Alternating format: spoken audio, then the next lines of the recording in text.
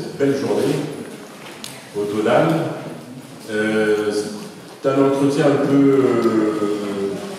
à brûle-pourpoint, si je puis dire, au dernier moment, parce qu'un journaliste devait accompagner notre ami Franck Médioni pour ce sujet sur l'humour juif. Le dit journaliste portait pâle. Et donc, c'est Alain Gauthier, notre serviteur, de Marianne, qui a mis par ailleurs notre débat, mais qui va, comme ça, un peu à brûle-pourpoint, lancer Franck Médioni, qui est un ancien confrère, si je puis dire, je peux le présenter comme une sorte de confrère, avec d'autres compétences, de France Musique, de France Culture, de FIP, et également qui aujourd'hui collabore, je crois, régulièrement à Jazz Magazine. Mais nous n'allons pas parler de jazz, encore que très indirectement, il y a un petit lien avec notre sujet. Franck a écrit 2 livres. Alors, il y en a un que je vais. Il est tout petit, il était tout gros à l'origine, non l'ouverture de France. Il est comme ça. Maison dite d'intérêt, le goût de l'humour juif. Et puis il a également commis, je dis commis parce que c'est un mot que certains ne connaissent pas dans la salle. Il a également commis un autre livre, l'humour juif expliqué à ma maman, non à ma mère.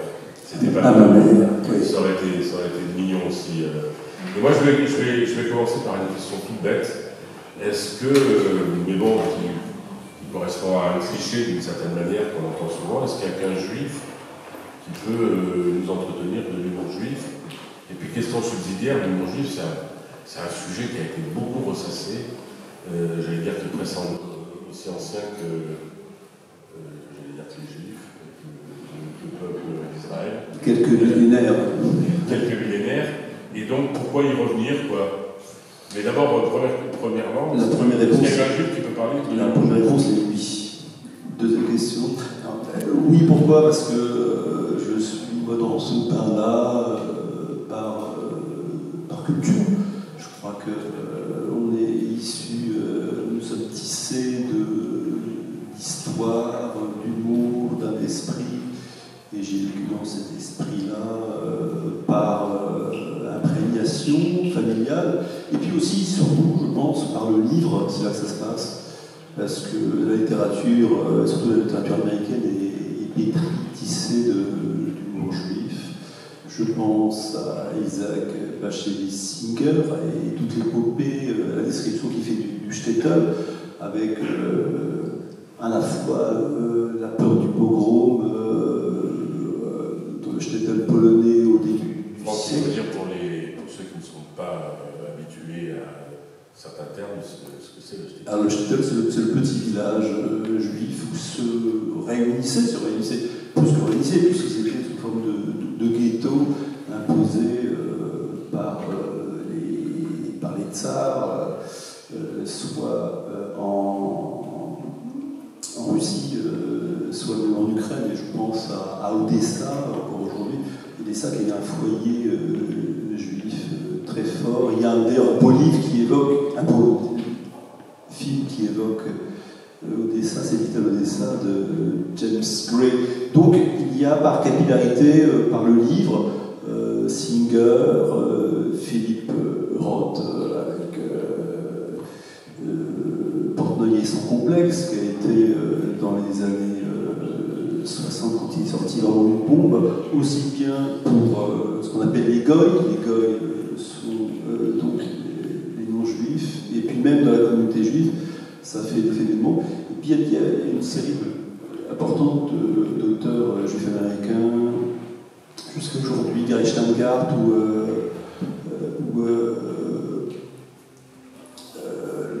Laurent Seksic et Sagalovitch et autres qui perpétuent comme ça cet esprit et cette mémoire de l'humour juif. Et je sais que c'est tellement imprégné dans la société américaine par la littérature, mais aussi par l'esprit, et par la télévision, par le show américain, qu'à New York, par exemple, où il y a une forte communauté juive, hein, c'est la deuxième communauté juive, je crois, après l'État l'humour qui est pratiqué et même par les non-juifs est un humour, est souvent un humour juif. Donc ça tendrait à faire penser que c'est un humour qui peut s'exporter, ou être importé par des gueules. Tout à fait, c'est une mentalité. C'est une tournure d'esprit. On va dire que c'est une tournure d'esprit. La question forcément va venir. Qu'est-ce que l'humour juif? Alors il y a, je ne sais plus qui l'a dit, je trouve ça assez drôle. L'humour juif, c'est l'humour allemand avec l'humour en plus. L'humour juif est tissé, c'est malgré tout.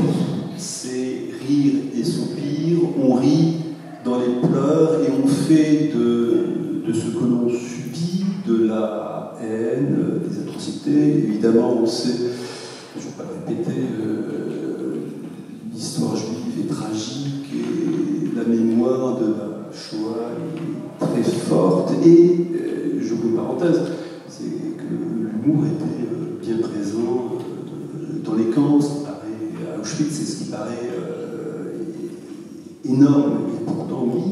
Et les Juifs ont cette particularité de rire sur leur destin tragique. Pourquoi? C'est quoi? C'est une plaie, c'est pour guérir la plaie, c'est libérateur, rire inconsolable et gai. C'est l'arme des désarmés. Alors j'ai une citation de peut-être plus grand auteur pour ce qui est de l'humour juif, qui est vraiment extraordinaire, à la fois de drôlerie et de sagacité, presque d'ironie, parfois un peu amère, parce que cet humour-là est doux, il peut être amer, un peu comme sweet and sour, c'est-à-dire un peu acide et en même temps rond et sucré. C'est Romain Gary qui utilise toute son œuvre est pétrie d'humour juif. Et Romain Gary qui dit « Cet humour constitue l'arme blanche désarmée et sans défense. L'humour a été pour moi, tout au long du chemin, un fraternel compagnonnage. Je lui dois mes seuls instants véritables de triomphe sur l'adversité. Personne n'est jamais parvenu à m'arracher cette arme et je la retourne volontiers contre moi-même qu'à travers le jeu et le moi, c'est à notre condition profonde que j'en ai. » Donc c'est un humour qui se veut consolateur et il y a, je pense que c'est assez fort, c'est une forme de résilience. C'est par l'humour qu'on va essayer de cautériser ces plaies. Donc c'est vraiment rire et soupir, c'est rire malgré tout. Une histoire qui est assez forte. Il y en a deux, une deuxième qui arrive à l'esprit, mais il y en a une qui met en scène Salomon et Sarah. Salomon qui dit à Sarah, mais ma femme, tu étais là quand on a été attrapé par la police française et amené au livre en juillet 42. Mais oui, Salomon, bien sûr, j'étais là. Et quand on nous a amenés à Auschwitz, t'étais là aussi. Oui, j'étais avec toi, j'étais là. Et quand on s'est sauvé, qu'on s'est fait rattraper par les SS, t'étais là aussi. Et oui, bien sûr, Salomon. Salomon de dire à sa femme Sarah, mais quoi? Finalement, j'ai l'impression que tu me donnes la poisse, quoi. Donc vous voyez comment c'est inversé. Il y en a une qui est assez jolie aussi. C'est Salomon, toujours le même. Salomon qui dit je suis allé avec ma femme à Lourdes, il n'y a pas eu de miracle, elle est rentrée avec moi. Et il y a ce qui est mis en jeu, c'est ce qu'on appelle le vitz. Alors le vitz, c'est le mot d'esprit qui, à la fin, va créer le mouvement du rire. Alors c'est une distorsion du réel, parce que je pense que l'humour juif dit aussi le rapport qu'ont les juifs, mais je pense que c'est un universel, parce que j'ai envie de dire que nous sommes tous des juifs allemands, et c'est la distorsion par rapport. Oui, voilà, et c'est la distorsion par rapport au réel, c'est-à-dire le sentiment parfois très fort de l'étrangeté que peuvent avoir les juifs, ou un autre homme, j'allais dire normal, par rapport au réel, par rapport au monde. Je pense à la figure de Kafka, qui avait un humour assez énorme. C'est lui qui a dit des phrases magnifiques: l'éternité c'est long, surtout vers la fin. C'est souvent prêté à Woody Allen, mais c'est Kafka qui l'a dit. Et donc c'est un humour qui distord un peu le réel, les choses du réel, et tout ce qui nous empêche, tout ce qui fait de nous ce que nous sommes en tant qu'êtres humains, les rapports à la famille, à la mère. Bon, la mère juive, forcément, est caricaturée, mais bon, il y a des mères ici parmi nous, et je pense qu'en toute mère sommeille une mère juive. Et puis, toute la famille, l'argent et la religion. Aussi, la religion est assez importante parce que, surtout dans le judaïsme, qui est aussi question même de Dieu, qui questionne, qui ira jusqu'à questionner son existence. Et il y a dans cet humour-là tout un questionnement sur le rapport à Dieu. Je m'en réfère aux citations, aux blagues de Woody Allen. Et pour parler de judaïsme, cet humour-là, il vient, je le disais un peu tout à l'heure, par rapport à la culture et au livre, il vient vraiment du livre. Pour le judaïsme, c'est le rapport au livre, c'est le peuple, les juifs sont le peuple du livre. Il y a une pratique très forte dans le judaïsme qui est l'exégèse. Donc tout ce travail de commentaires sur la Bible, l'Ancien Testament, ça a donné le Talmud, la Mishnah. Il y a dans les écoles talmudiques, dans les yeshivas, cette grande tradition qu'on appelle le pilpoul. Alors le pilpoul en hébreu, c'est pas loin, ça veut dire, c'est intéressant, ça veut dire poivre. Donc poivre qui gratte, qui va faire s'éternuer, qui va créer une distorsion. Et ce pilpoul, souvent, est issu de palabres énormes, de commentaires sur une seule phrase de la Torah, avec toute une pratique de pensée paradoxale. C'est en ça qu'on revient à la forme de cet humour qui est un peu dans le paradoxe, dans la distorsion, et qui crée comme ça, et qui crée le rire. Après, les formes de l'humour juif, elles sont multiples, de par les communautés, de par le monde, bien sûr, mais dans l'essence, je pense que l'humour juif, tel qu'on le connaît, de par sa typicité, sa forme, c'est l'humour ashkénaze. C'est l'humour le plus, celui pratiqué par Woody Allen et d'autres, qui est le plus fort. C'est sûr, ça? C'est pas sûr, c'est ma thèse. Hein. Moi, je pense que dans l'esprit de... Parce que là, c'est quand même une vision historique.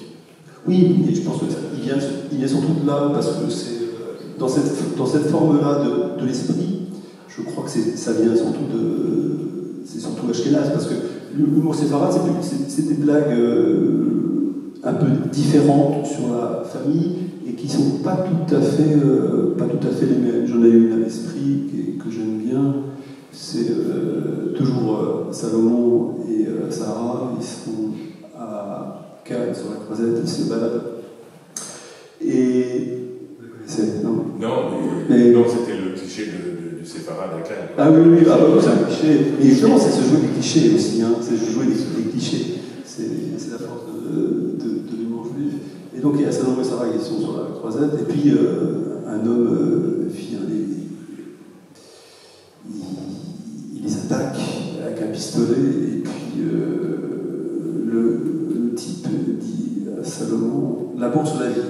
Et Salomon qui répond: prends ma femme, c'est toute ma vie. Et là, on a un peu inversé, mais c'est une autre forme d'humour juif. Et ça va très très loin, parce qu'on peut aller même jusqu'au non-sens. Il y a un rapport, je pense, à l'absurdité de nos vies. Dans ce que je disais, réaliser l'étrangeté que les uns et les autres peuvent avoir par rapport au monde et par rapport à l'altérité, surtout quand l'altérité est méchante et plutôt est violente. Et il y a des formes très très étonnantes. Je vais vous raconter une histoire qui est assez surprenante, mais qui est vraiment dans cet esprit un peu de pensée paradoxale. Et là, on va aller un peu vers le non-sens, vraiment plus que l'absurdité. Et on peut être pas loin de l'humour anglais avec cette idée de humor, de nonsense. Nous sommes dans le métro à New York, entre Manhattan et Brooklyn. Il y a David et Shlomo. David est un jeune étudiant à la yeshiva. Il y a Shlomo qui est un rabbin très strict. Ils sont l'un en face de l'autre dans le métro. Et puis, à un moment, David demande à Shlomo: Monsieur, quelle est l'heure, s'il vous plaît? Silence. Le monsieur lui montre silence. David est un peu interloqué, un peu surpris. Le chemin se poursuit et il arrive à sa destination. Il s'arrête, puis il est quand même étonné, il voudrait comprendre. Il demande à Shlomo: mais pourquoi vous ne m'avez pas répondu? Je lui pose une question assez simple: vous avez une montre, vous me donnez l'heure, et puis voilà. Shlomo de répondre: jeune homme, ben oui, vous m'avez posé une question. Bon, c'était pas méchant, je peux répondre à la question, mais qu'est-ce qui allait se passer? Je réponds à votre question, je vous donne l'heure, et puis après on commence à discuter, et puis vous êtes sympathique, je vous invite à Shabbat, et puis ma fille elle est magnifique, Sarah, vous tombez amoureux, et franchement, est-ce que je serais capable, moi, de donner ma fille à un mec, un type qui n'est même pas capable de se payer une montre? Elle est quand même, elle est énorme, non, dans la construction. Et donc ça va jusque-là, un peu dans le non-sens. Après, les thématiques, je vous l'ai dit tout à l'heure, on travaille sur la mer qui est omniprésente, magnifique, abusive, adorable et grande cuisinière de couscous, mais on est dans ces couleurs-là. Ce qui est très touchant, c'est que c'est à la fois, c'est qu'il y a une tendresse. Et autant l'humour, souvent, l'humour, c'est avec l'autre. Cet humour-là, je pense, c'est avec l'autre et contre soi. Alors que l'humour que l'on pratique, souvent, c'est quoi? C'est l'invective, ça peut faire mal, et c'est la vanne. La vanne, elle met en scène, elle instrumentalise quelqu'un et elle peut faire du mal. Alors que cet humour-là, il ne fait pas de mal, parce qu'il est dirigé contre soi, souvent avec une certaine tendresse. C'est en ça que cet humour-là est assez particulier, et j'ai tendance à penser qu'il en est devenu un universel. Moi, je l'entends très couramment. Des fois, moi, je peux pratiquer l'humour juif un peu radical, et là, les gens ne comprennent pas du tout. Donc il faut pouvoir un peu décoder, parce qu'il y a peut-être un code spécial, parce qu'une tournure d'esprit un peu assez particulière. Comment s'explique plutôt comment se sont collectés au fil du temps, pour autant que vous ayez la réponse, ce qu'on pourrait appeler aujourd'hui le recueil des blagues juives. Ah oui, c'est intéressant parce que ça c'est vraiment un travail, ça s'est fait. Et oui, voilà. Et alors on parle des blagues belges, on parle des blagues françaises, enfin non, je crois pas qu'il y ait d'ailleurs une petite toponymie particulière des blagues françaises, mais on sait effectivement, là c'est universel, les blagues juives sont ou les plus drôles, ou les plus désarmantes, ou les plus absurdes, parce qu'effectivement, c'est une question que mais vous avez déjà en partie répondu, c'est la dimension quand même de l'absurde et du non-sens, tel que d'ailleurs ça a été beaucoup popularisé au cinéma.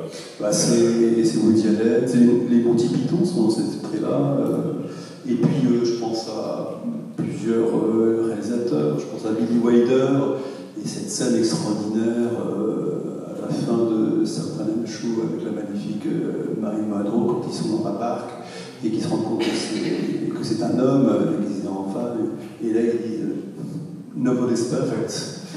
Et ça, c'est typiquement humour juif. Mais revenons à la collecte. C'est vraiment une tradition orale qui se transforme. Et moi, je sais que pour ces anthologies, avec les anthologies que j'ai pu commettre, il a suffi que j'aille dans les soirées et que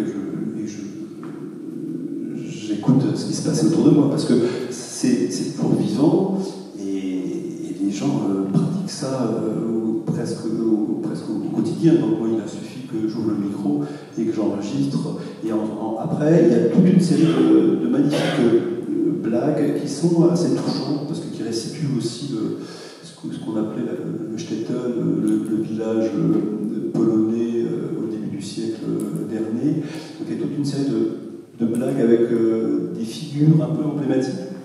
Par exemple, le Schnorrer. Le Schnorrer, c'est le mendiant itinérant qui va demander son obol.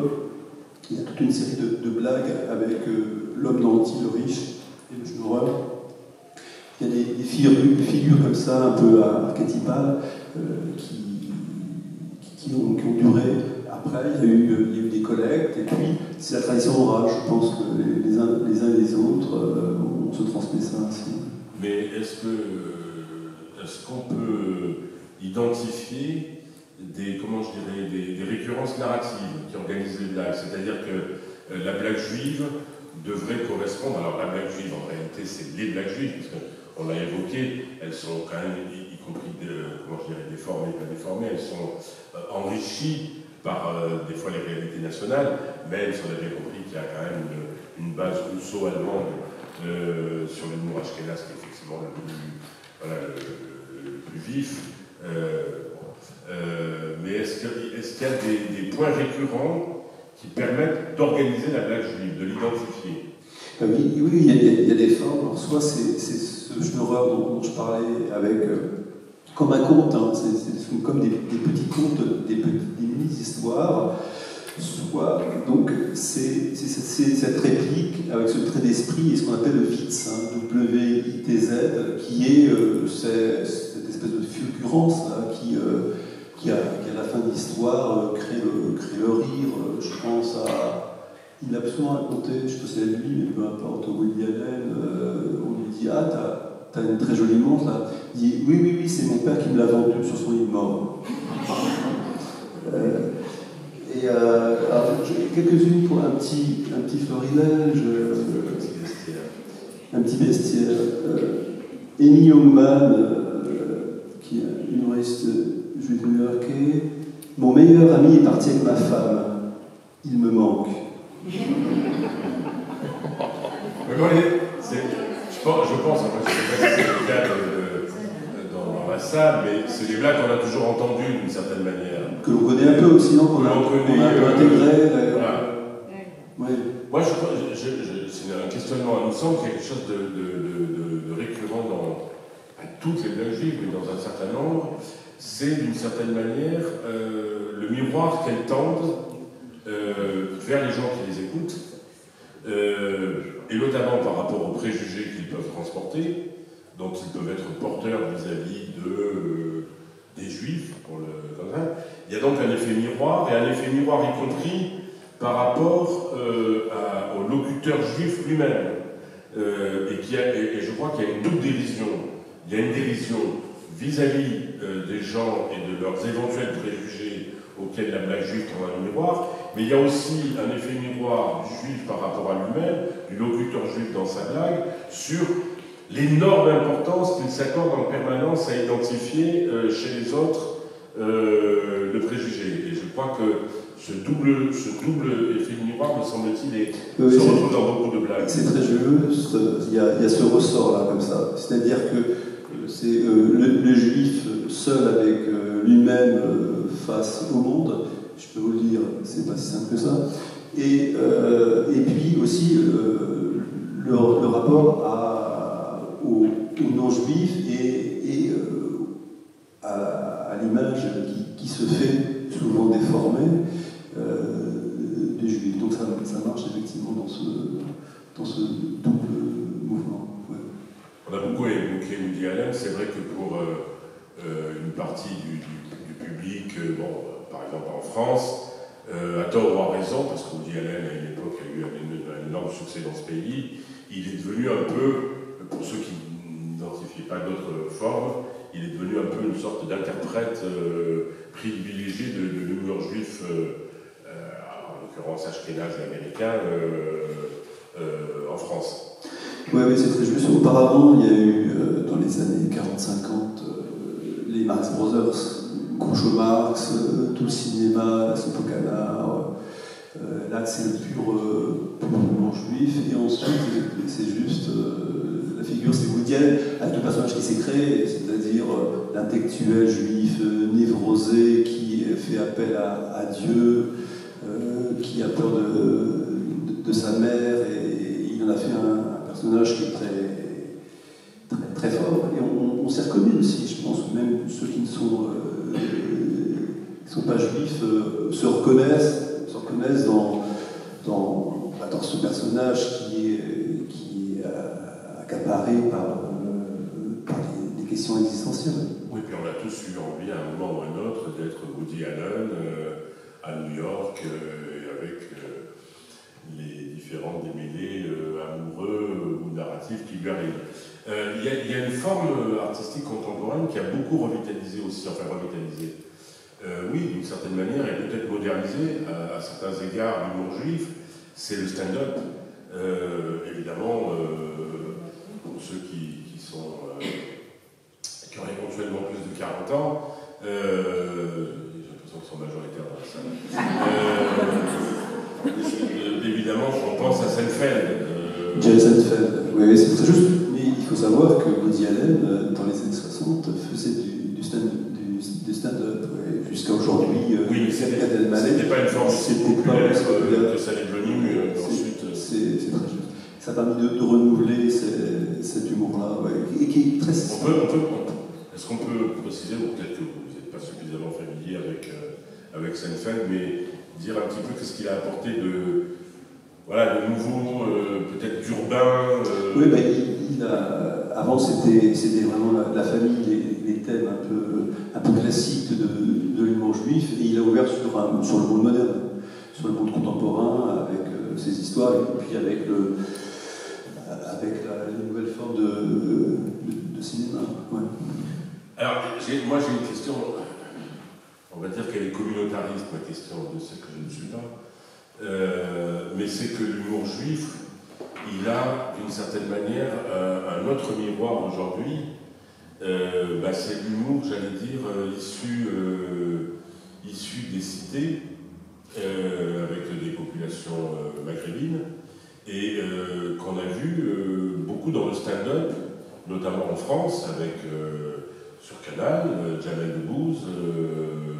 Il y a toute une ribambelle de jeunes maghrébins ou subsahariens qui se sont lancés dans le stand-up. Et est-ce qu'on peut...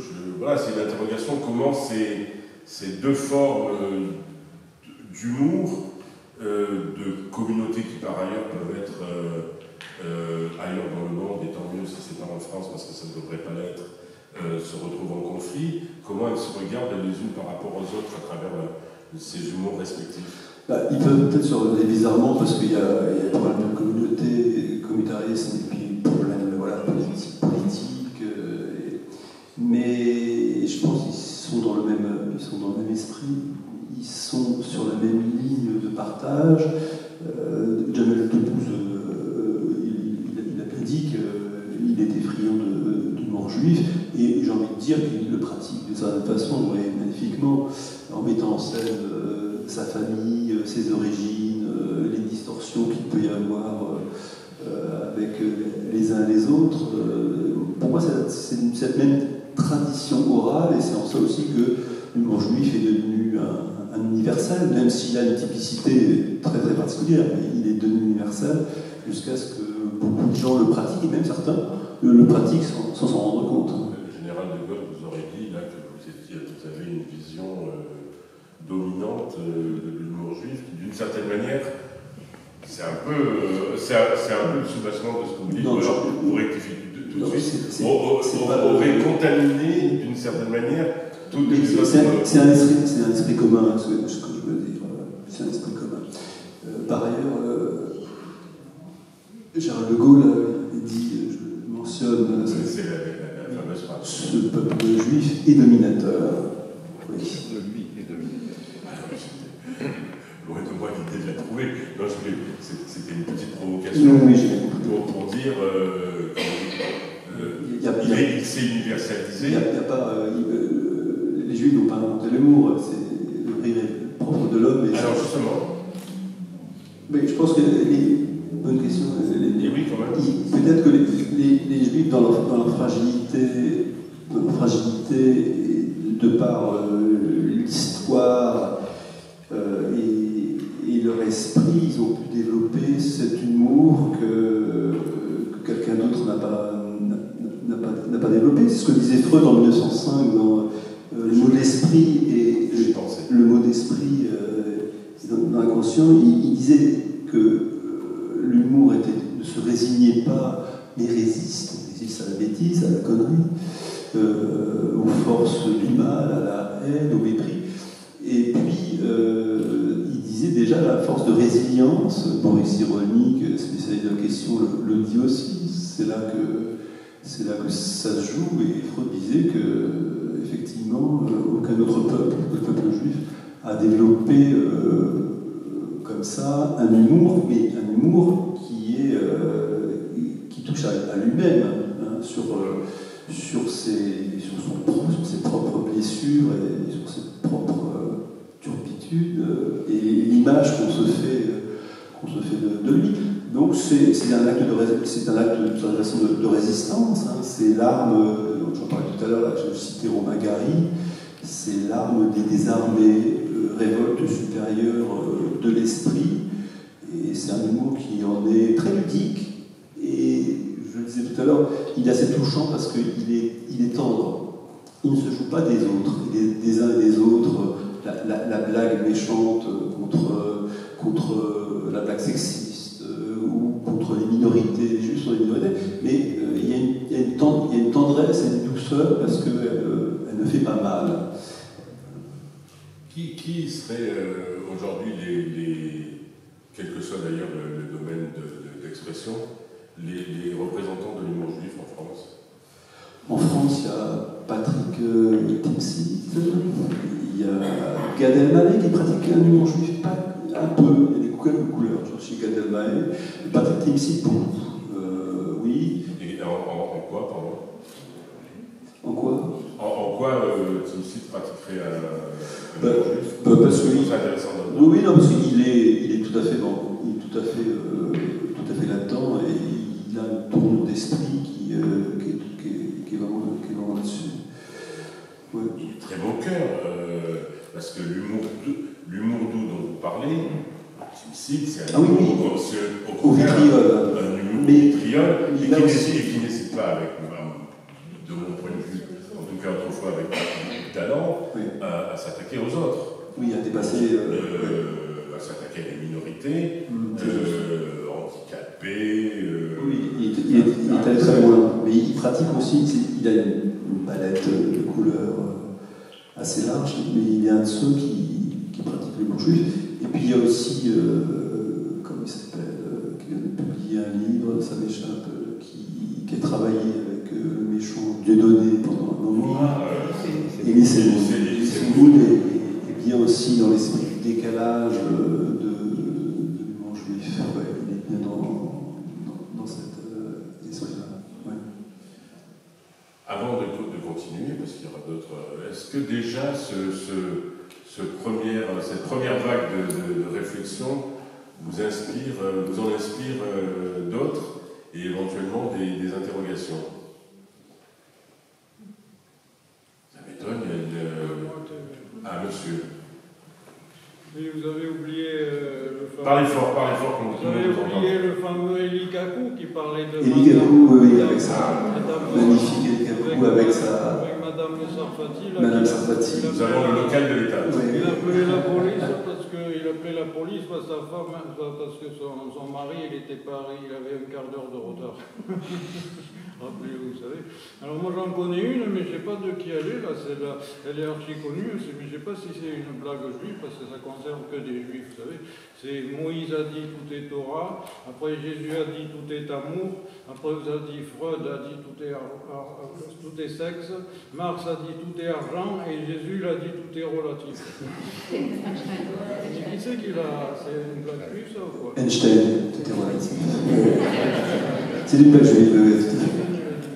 Mais la réflexion de ce monsieur est intéressante, c'est-à-dire que nous parlons d'humour juif, mais pour j'allais dire, le commun des mortels, pour le commun des goïs, l'humour juif, c'est les blagues juives. Oui, c'est surtout les blagues. Ça marche surtout sur les blagues. Alors que moi, ce qui m'apporte, ce que j'aime, c'est cette pensée paradoxale, c'est cet esprit-là, cette tournure d'esprit-là, un peu décalé, qui crée ce mouvement et qui crée ce rire-là. Sinon, effectivement, c'est juste, ce sont les blagues qu'on raconte sur la mer et les cravates, etc. Vous avez une question, madame? Oui, dans les quelques histoires que vous avez racontées tout à l'heure, il est quand même frappant que les femmes en prennent plein. Et vous savez pourquoi? Parce que vous êtes les meilleurs et c'est surtout ça que l'on aime. On aime nos mères, donc ce sont les mères qui sont des sujets qui prennent beaucoup de sanglots, qui prennent beaucoup de place d'ailleurs. Mais ma question était, est-ce qu'il existe des humoristes juifs? Des humoristes juifs, pardon. Il y en a. Oui, il y en a qui mettent en scène aujourd'hui. J'avais rencontré une franco-israélienne qui était assez. Il y a Rita Rudner, juive américaine, qui était assez puissante. Rita Rudner, j'ai une blague d'elle. Mon mari et moi, on hésite entre faire un enfant et acheter un chien. On ne sait pas encore si on veut ruiner nos vies ou seulement nos tapis.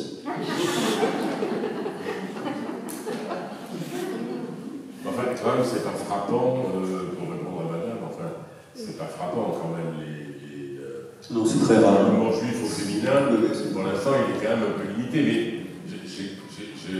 c'est intéressant parce que vous dites qu'il n'est pas sexiste. En même temps, quand on voit aujourd'hui la vague des humoristes féminines qui est en train quand même de prendre une importance, en ce moment sur Canal, nous avons la série de Madame Foresti, il y a quelque temps, on a vu la série de Madame Blanche. C'est l'effet MeToo qui se passe. Voilà, là, effectivement, l'effet MeToo du côté de l'humour juif et des femmes, il n'a pas l'air encore ça va venir. Ça va venir, mais les femmes juives sont un peu plus lentes que les autres. Non, mais c'est l'humour juif, madame. Est-ce que vous avez d'autres interrogations? Vous n'avez pas parlé de Benzimet et des contes du ghetto juif? Ah oui, c'est très beau. Benzimet, qui est un ami, il a constitué, c'est pour le Seuil, il y a quelques années, un très beau recueil, une anthologie des contes du monde d'avant, du Shtetl, et c'est vraiment une mémoire avec toute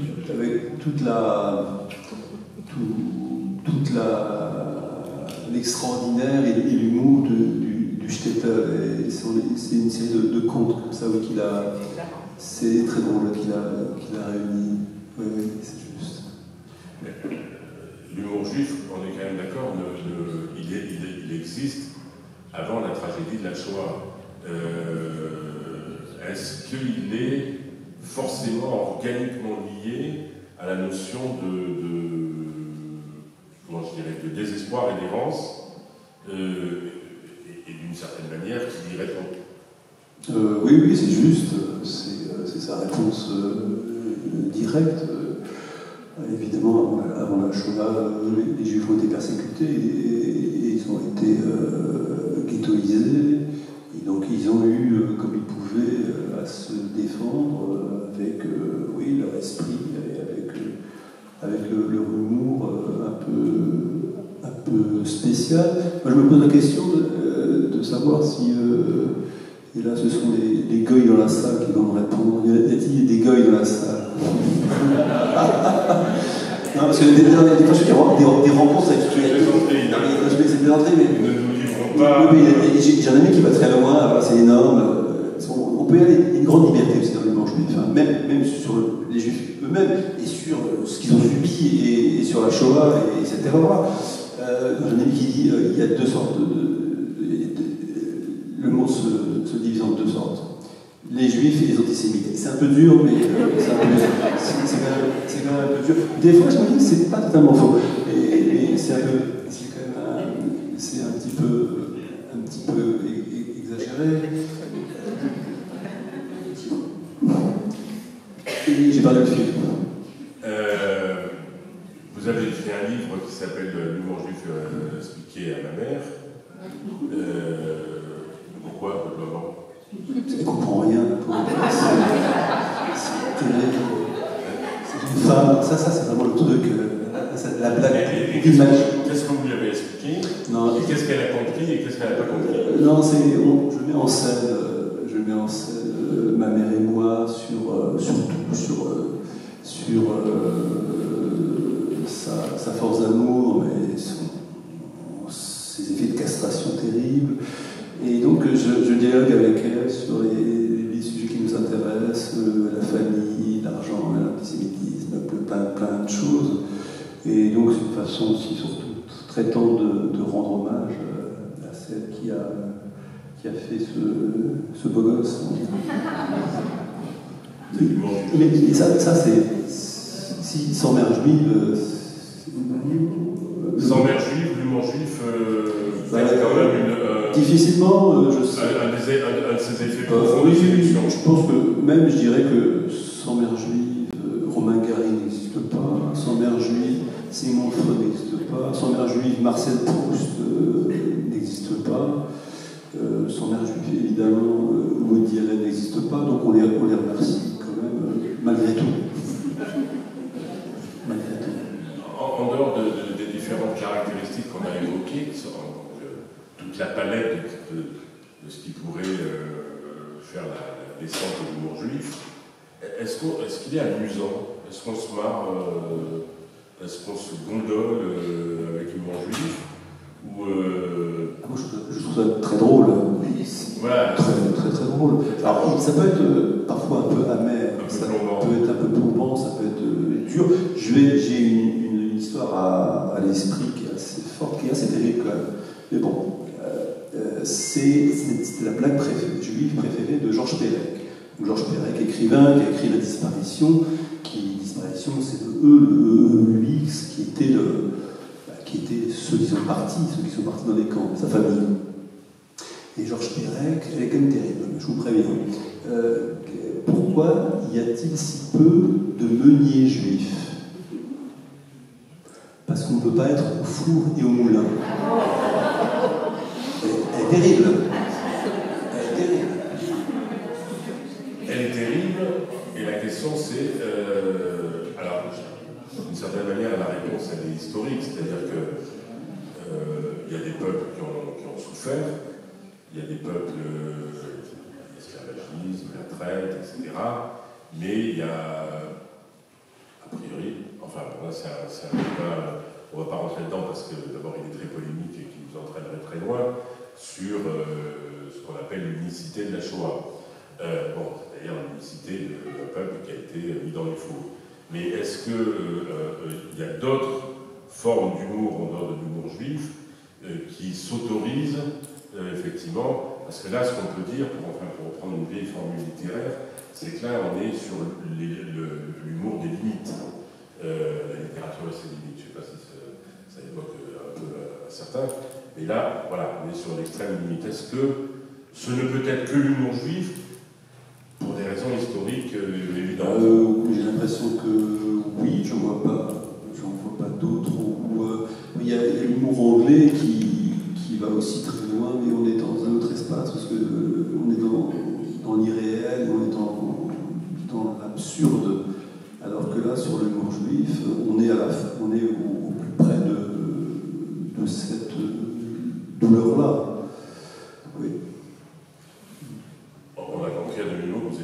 Franck.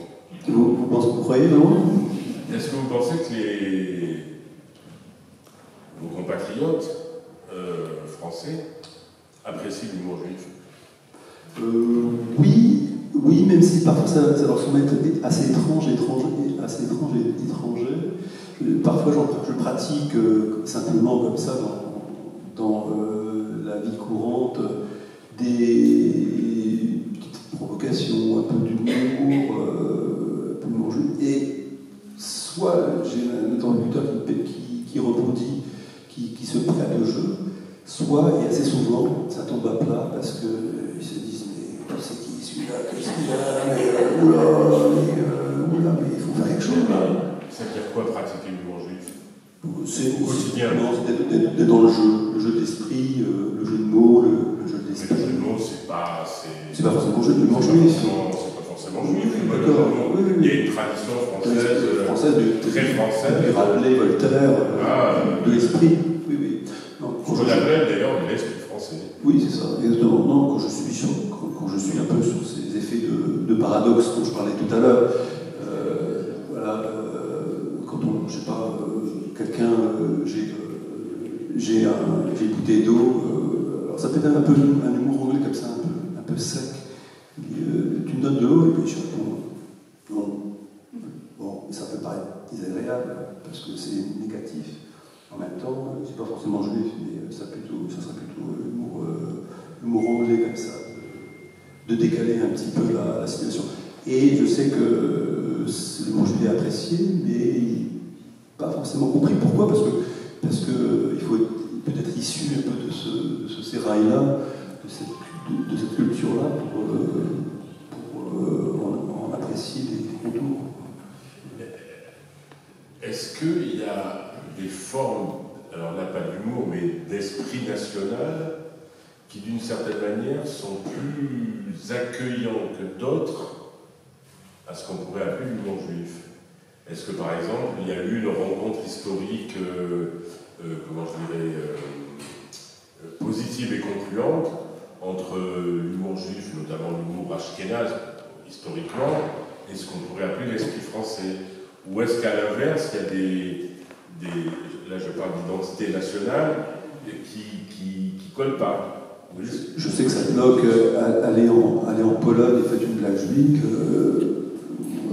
sachant que en Pologne il y a plus de juifs, et pour la simple cause qu'ils ont été exterminés, et que la Pologne demeure une grande majorité aujourd'hui encore antisémite. Là, ça bloque un peu. Et après, en France, c'est quand même assez ouvert. Et puis, il y a surtout le cas particulier, c'est les États-Unis. Et au-delà des États-Unis, c'est New York. Parce que New York, il y a beaucoup de juifs, parce qu'ils sont partout. Mais il y a vraiment un humour très juif new-yorkais. Et comme je disais tout à l'heure, il est tellement répandu que même les antisémites le pratiquent. Non, je déconne. Même les non-juifs le pratiquent parce que ça fait partie de l'esprit new-yorkais. Et ça, c'est très plaisant parce que ça crée, ce que je voulais dire aussi, c'est important, ça crée aussi une communauté, cet humour-là, même si on est, je pense que c'est pas excluant, ça crée une communauté d'esprit.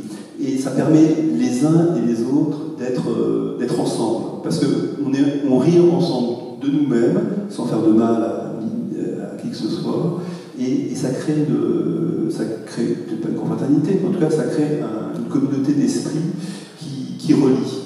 Ça relie, et à New York, on peut être noir américain, mexicain, chilien, il y a quand même des diasporas multiples à New York.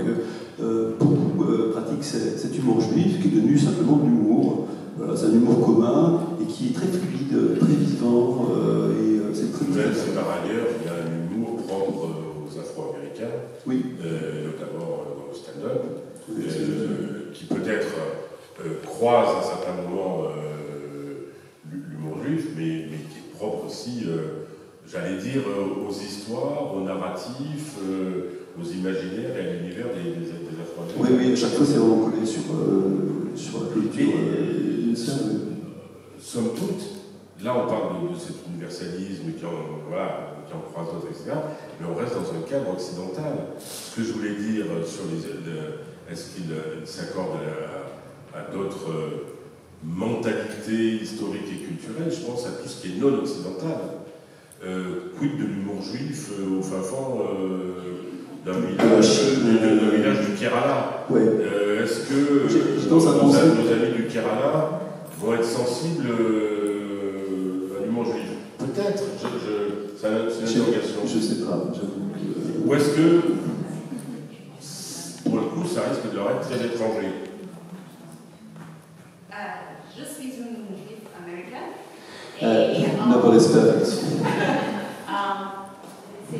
Il y a une différence entre l'adjectif juif et le non-juif, parce que si on dit Jew,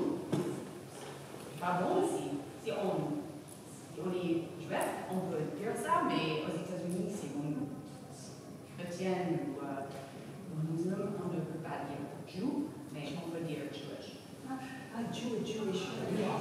C'est l'adjectif. Oui, entre Jewish et Vous voulez dire qu'aux États-Unis, on ne peut pas utiliser le terme juif comme une qualification d'identité, c'est ça? On peut dire I'm Jewish, parce que vous êtes juif. Jewish. Mais on ne peut pas dire un juif. Vous êtes un juif. Oui, c'est l'adjectif, parce que un juif, c'est... Oui, non,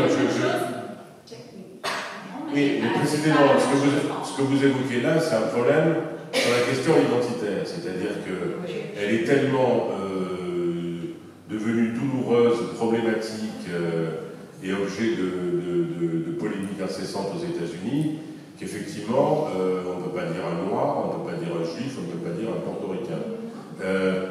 Bien que nous soyons gagnés par vos problèmes, en France, nous pouvons encore dire un juif, sans que ce soit considéré comme discriminatoire, attentatoire ou quoi que ce soit. Mais, je vous rassure, votre mentalité est en train de venir également chez nous. Monsieur, une question? Une question un peu sérieuse, mais quand même pile dans le sujet.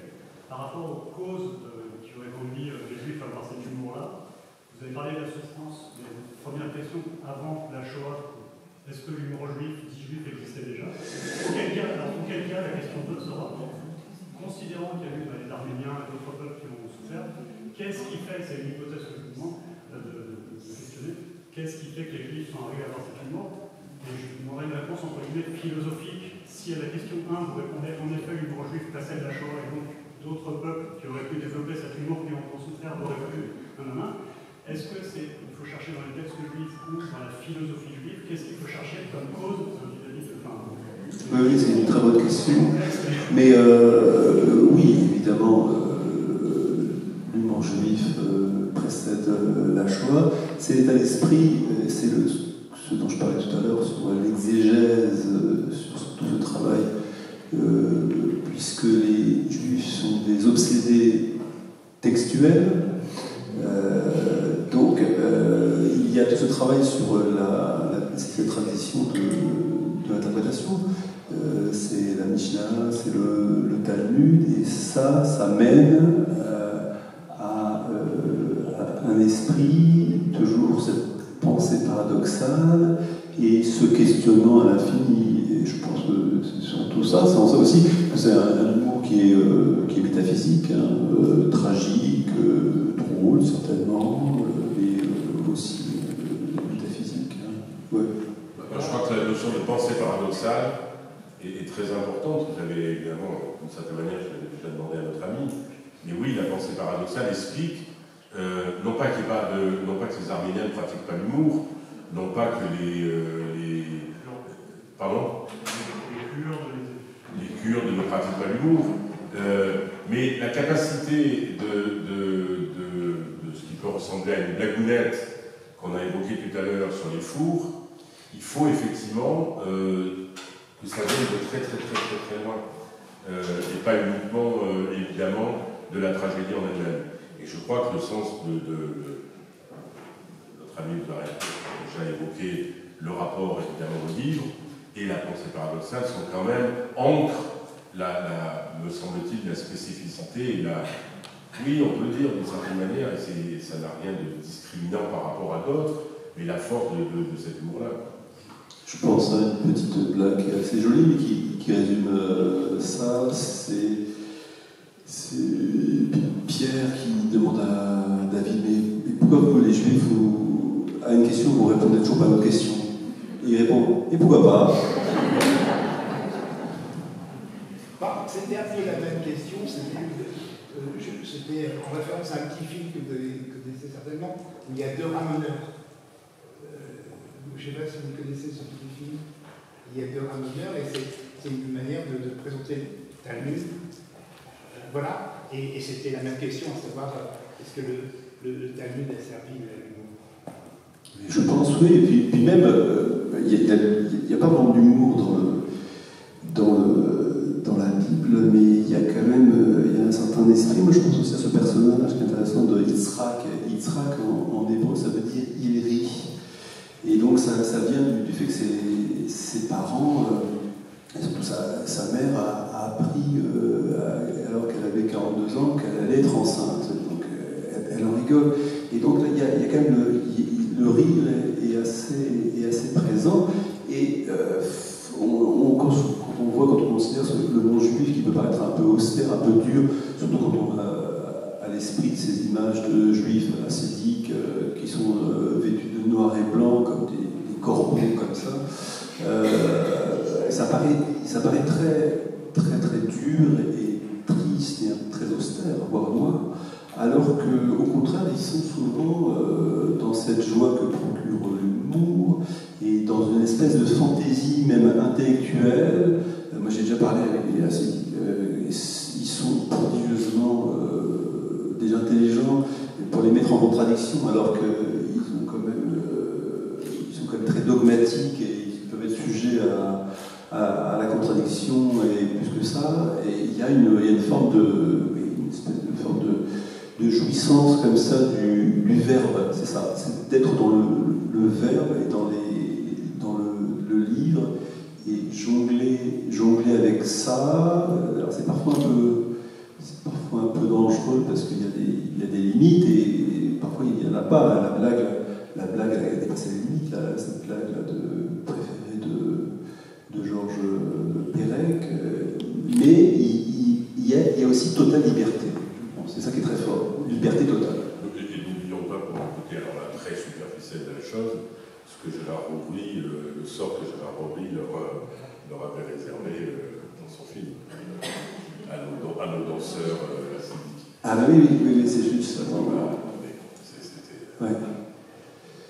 Des questions peut-être?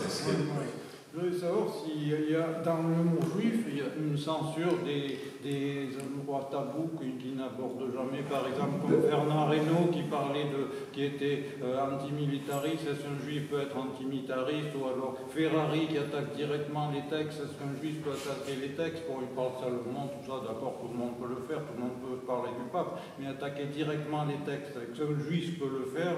Est-ce qu'un juif peut attaquer la police comme faisait Paulus? Est-ce qu'il il n'y a pas une censure et que s'ils restent étroits parce qu'ils ne peuvent pas déborder, voilà, c'est tout. À ma connaissance, il n'y a pas de censure et peut-être s'il y a une limite, c'est le respect qu'on doit aux uns et aux autres.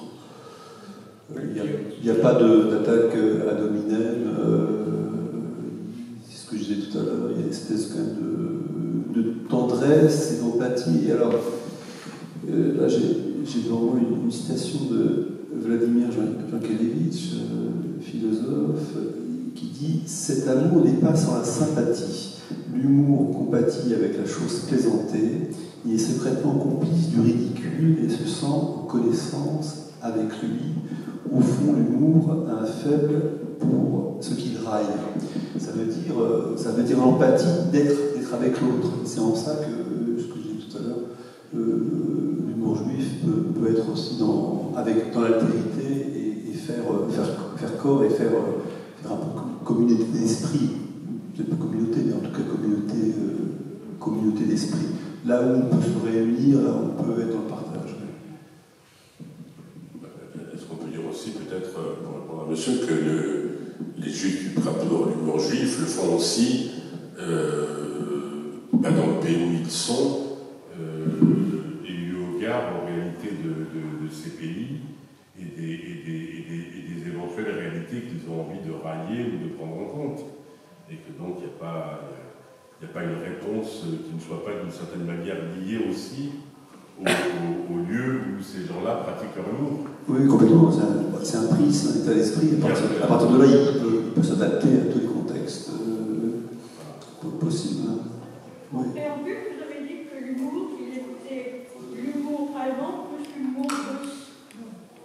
Non, je disais que une définition de l'humour juif, ça vient d'un film. L'humour juif, c'est l'humour allemand avec l'humour en plus. Pourquoi les séfarades ne sont pas rigolos? Ne soyez pas désagréable, madame, je suis séfarade. Tout se passe bien jusqu'à présent, et là, c'est très décevant. Je suis très triste, là. Madame a quand même. Vous devez être ashkénaze, il n'y a que des ashkénazes pour vous dire ça, et franchement, c'est insupportable. Et je suis d'accord avec vous. Non, c'est que il y a toujours ces jeux entre les deux communautés, séfarades et ashkénazes. Et je le disais, je suis le premier embêté à le dire, l'humour juif il est ashkénaze. Oui, bon, qu'est-ce que vous voulez? Il y a les ashkénazes, j'appelle les juifs venus du froid. Et puis les séfarades, nous, c'est couscous boulette, on vend des tissus, les intellectuels sont ashkénazes, les séfarades, ils font ce qu'ils peuvent. Et en même temps, on peut dire que les blagues entre ashkénazes et séfarades, elles peuvent être très rudes. Elles sont à la fois celles qui amusent le plus les goïs, oui. Mais celles aussi quelquefois que les goïs ne comprennent absolument pas. Oui, parce que c'est trop clivant dans les... Parce qu'elles font quand même appel à une connaissance. Moi, il y a une blague que j'aime bien, que je dis à mes amis ashkénazes. J'en ai un, parce que j'essaie de ne pas le fréquenter. C'est vous, les ashkénazes, vous êtes les meilleurs amis des juifs. Ils ne comprennent pas toujours. Et parce que, voilà, ce sont les ashkénazes, ils font ce qu'ils peuvent, pas passer pour. Ils ont eu un passé difficile, des mères terribles. Nous, on s'en sort comme on peut. Alors, si vous voulez, pour une question. Oui. Je suis la seule à prendre mon micro. Non. Ça marche pas. Moi, j'étais interpellée par le concept de communauté. D'esprit, parce que le terme communauté, signifie plutôt un repli sur soi, un repli pour préserver la culture. Et vous dites que la communauté d'esprit, ou l'humour juif, oui. Ça permet, n'a pas peur de l'altérité. Non, je ne pense pas comme un repli identitaire, mais plutôt pour créer un espace commun dans lequel on peut bien vivre. Et je pense, en ethnologie, à ce concept de village. Il y a la famille qui enferme, peut-être, souvent, et puis il y a le village qui, lui, est ouvert sur le monde. Et je pense à ce village gaulois qu'a créé un juif connu, René Goscinny. Et ce village-là, il faut relire ces bandes dessinées à l'aune de ça, c'est que c'est le shtetl qui l'a reconstitué. C'est-à-dire c'est le petit village juif polonais de ses grands-parents et grands-parents qui l'a reconstitué en village gaulois avec les méchants, etc. Et donc, penser humour juif et Astérix et Obélix, il y a dans chaque page, il y a 3 blagues juives dans cette idée. Donc l'idée, c'est un espace spirituel. On peut d'ailleurs donner comme devoir à nos amis, en rentrant chez vous, vous prenez votre collection d'Astérix et vous identifiez à quel moment, très précisément, c'est l'humour juif. Et pas, c'est quelquefois effectivement le cas. Ceci dit, est-ce que, si je puis me permettre, on peut quand même à certains moments considérer qu'il y a dans l'humour juif, pour rebondir un peu sur la question de Mademoiselle, aussi une dimension de préservation, d'enfermement peut-être pas, mais de préservation, oui, de préservation d'une identité. De reconnaissance identitaire. De reconnaissance identitaire, quand même. Probablement. Ça serait juste. Semble-t-il, ça ne peut pas trop nier. Oui, c'est vrai. Ouais. Mais c'est pas excluant, et c'est plutôt ouvert, j'ai envie de dire. Ouais. Pour le plaisir, si vous voulez, puisqu'on aime bien ça, non, quelques blagues. Groucho Marx, quelques effets secondaires de l'amour humain. L'Institut de beauté, le bicarbonate de soude, la famille. Rodney Dangerfield, j'ai avoué la vérité à ma femme, que je voyais un psychanalyste. Elle m'a alors avoué la vérité, qu'elle voyait un psychiatre, 2 pompiers et un barman.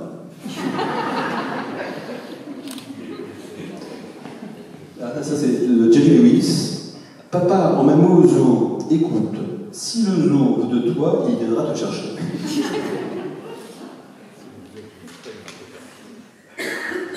Woody Allen, elle est assez nationale. Je préfère l'incinération à l'enterrement et les deux à un week-end avec ma femme.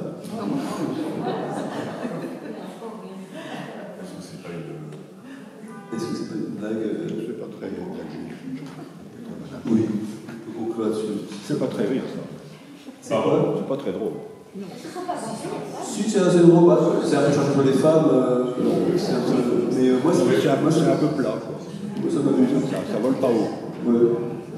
Mais ça n'a pas vocation à être toujours réussi. Hein. Ça, je vous l'accorde volontiers. Non, mais il y a Est-ce qu'il y a encore une interrogation? Oui. Alors, mademoiselle peut intervenir à nouveau. Et monsieur était attendez, patiemment. Je l'entends dans le micro parce que je n'ai pas si longtemps. Je suis curieuse de la popularité de Mel Brooks ici parce que vous ne parlez pas de Mel Brooks et quand je suis grandi, il est le plus important. Je suis d'accord. J'ai pensé à lui, mais tout à l'heure j'ai dit Monty Python, qui est plutôt pas juif, qui est plutôt. Il s'est mis un peu d'esprit l'humour juif. Mais effectivement, Mel Brooks, très important. Moi, je veux y aller, je vais vous abandonner, merci. Mademoiselle, Mel Brooks a été très populaire en France. Okay. Très, très populaire. Mais il a été populaire pour des gens très âgés comme moi. Malheureusement, les nouvelles générations le connaissent moins bien. Parce que je pense qu'il a mélangé les deux types d'univers juifs avant le Shoah, avec Vaudeville et quelque chose comme ça, et aussi après le Shoah avec l'univers noir.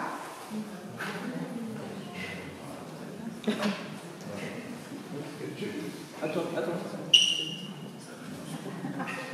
Il va revenir. Je pense à une histoire, je crois que j'étais à New York et le Village Voice proposait les 45 raisons des Français.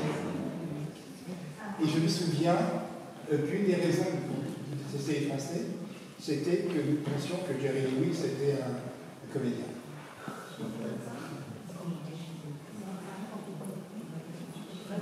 Des questions, des réponses.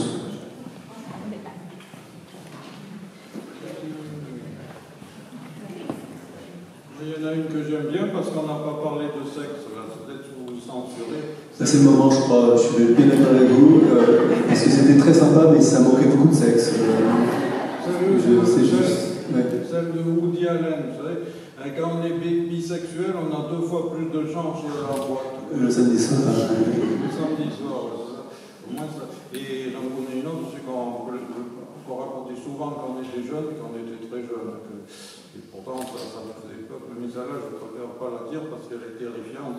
partie. Combien de juifs on peut mettre dans une Twingo? Bon, je le raconte. Je suppose qu'elle soit un peu difficile, mais alors justement, il y a des blagues qui sont.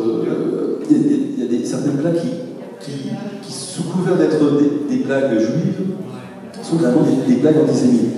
Il faut faire assez attention à ça. Et moi, je peux dire très simplement que, comme ça mélange beaucoup de choses, une mémoire, une douleur, même d'amis non-juifs, j'ai du mal quand ils pratiquent l'humour juif. C'est pas de la discrimination ou un ostracisme de ma part, c'est que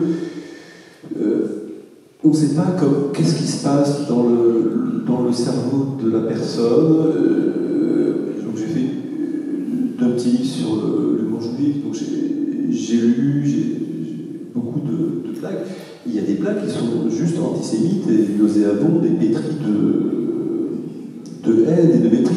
Il y en a une par exemple, elle n'est pas drôle, mais pourquoi? Alors déjà, ça touche à deux stéréotypes, le stéréotype du juif avec le grand nez et le délire sur l'avarice des juifs. Pourquoi les juifs ont un grand nez? Parce que l'air est gratuit. C'est juste débile et c'est stupide, c'est pas drôle, et puis c'est juste antisémite. Et après, il y a aussi des blagues, même si les juifs eux-mêmes peuvent rire, ou sourire, ou soupirer sur la douleur de la Shoah, il faut faire attention parce qu'il y a des blagues qui sont un peu nauséabondes, je dirais, et qui ne sont pas du tout dans l'esprit de l'humour juif, qui au contraire sont exclus et enferment le juif dans la caricature que l'on connaît. Madame. Est-ce que vous pourriez redonner le titre de votre livre? Alors ce livre, c'est Le goût de l'humour juif. C'est au Mercure de France. Et puis bien, mais il est épuisé.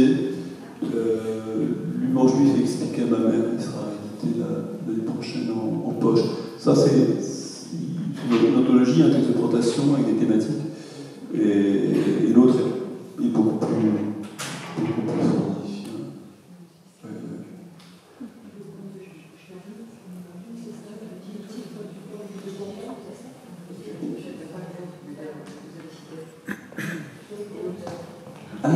C'est de Benzimet, aux éditions du Seuil. Je crois que c'est les contes du Shtetl, dans mon souvenir. Benzimet, Z-I-M-E-T. Je crois que c'est les contes du Shtetl, dans mon souvenir. Benzimet. Ouais. Il y a un grand chanteur aussi qui chante, un chanteur yiddish, magnifique. Ouais.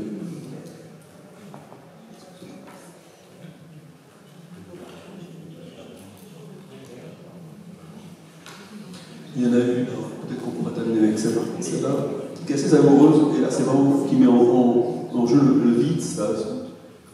Donc il y a une proposition, et après il y a cette chute là, dramatique. L'idée que je me fais de la maison familiale idéale, c'est quelque chose de joli, de pas trop grand, juste un petit nid où je puisse dire à ma femme « je ne rentre pas ce soir ».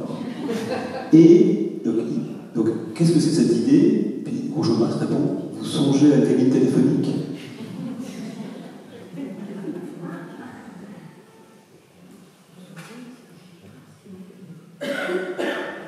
Ah oui, elle est assez jolie. Elle a été mise en scène au cinéma. Simon entre dans un bar et il trouve affalé sur le sol un homme qui est complètement sourd.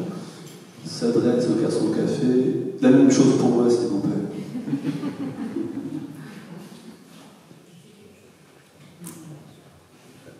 Pierre Dac, parce que dans l'esprit, on a pu mentionner Pierre Dac, Tristan Berlin aussi, qui ont beaucoup.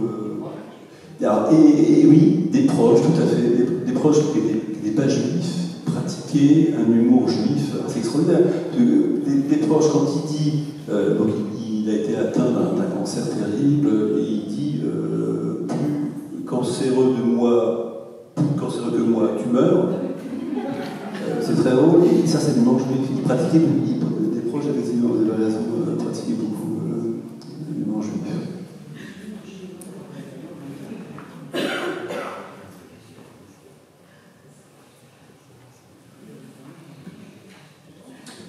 D'autres questions peut-être?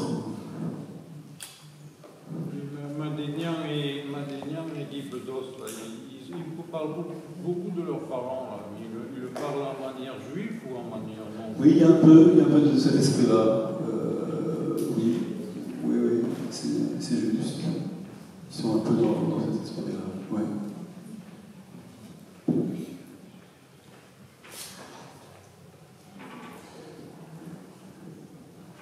Et une que j'aime beaucoup sur les mères, parce que ce sont celles grâce à qui nous sommes là et qui sont certes envahissantes mais qu'on adore. Pourquoi Dieu a-t-il inventé les mères juives? Parce qu'il ne pouvait pas être partout.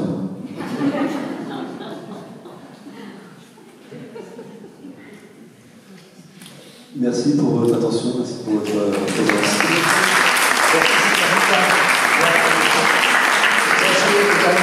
Franck Médény est un grand spécialiste de la musique et du jazz, que vous pouvez aussi trouver ses livres sur le jazz, et très bientôt, je crois... Il y a un livre qui est sorti il y a 3 mois chez Columba, qui est une biographie de Miles Davis, pour ceux que ça pourrait intéresser. Et demain, grande émotion chez le Médioni demain, puisque sort un livre sur Thelonious Monk. C'est un livre collectif avec 200 participants, des écrivains, photographes, dessinateurs, peintres, et ça sort demain aux éditions Segers, et ça a pour titre Mystère Monk, une sorte de beau livre avec de très belles photos. Bien, merci beaucoup, et puis dans quelques instants, Natacha Polony sera avec nous pour vous parler des chansons que nous ne pouvons plus chanter, pourrions plus chanter.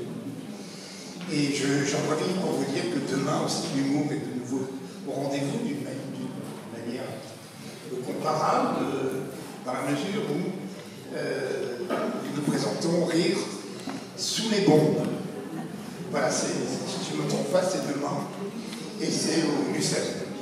Voilà. Mais là, on va faire 5 minutes d'entracte. Et on retrouve Natacha Polony dans 5 minutes.